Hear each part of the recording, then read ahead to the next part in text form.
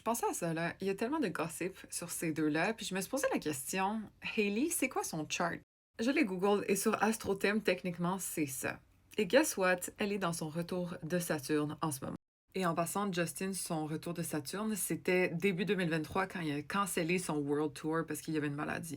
Mais pour Hailey, ça tombe dans sa maison 4, comme pile poil sur son fond du ciel. La maison 4, ça représente le foyer, nos repères, la maison et aussi la famille.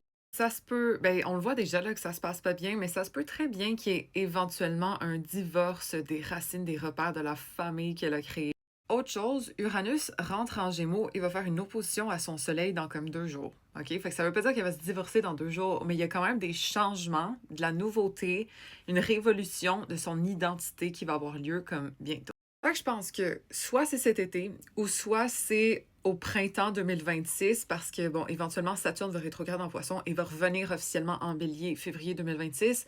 Même chose pour Uranus, il va rétrograde et il va revenir en avril 2026 officiellement en Gémeaux.